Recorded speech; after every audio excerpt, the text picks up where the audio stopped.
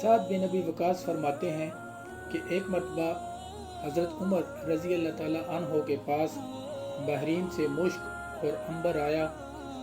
حضرت عمر رضی اللہ تعالیٰ نے فرمایا، اللہ کی قسم میں چاہتا ہوں کہ مجھے کوئی ایسی عورت مل جائے جو تولنا اچھی طرح جانتی ہو اور وہ مجھے یہ خوشبو تول دے تاکہ میں اسے مسلمانوں میں تقسیم کر سکوں۔ ان کی اہلیہ نے کہا، میں تولنے میں بڑی ماہر ہوں، لائیے میں تول دیتی ہوں۔ حضرت عمر نے فرمایا، نہیں، تم سے نہیں تلوانا۔ انہوں نے کہا، کیوں؟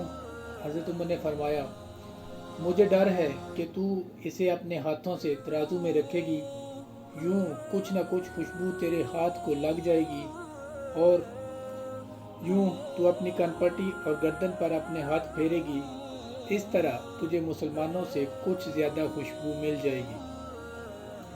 حضرت عمر نے اپنی اہلیہ سے صرف اس وجہ سے خوشبو نہیں تلوائی کہ کہیں غیر اختیاری طور پر جسم کے کسی حصے پر کھجلی ہو جائے اور اسے معلوم نہ ہو، ہاتھوں پہ لگے ذرات اس حصے پر لگ جائیں تو کہیں یہ بد انصافی میں نہ آ جائے، اس قدر احتیاط تھی۔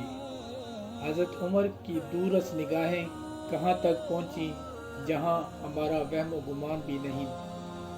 آپ عموماً اپنے اہل و عیال کو ان چیزوں سے دور رکھتے تھے، اس لیے خلافت کے مشورے میں جن 6 حضرات کا نام لیا اس میں اپنے بیٹے کا نام نہیں لیا۔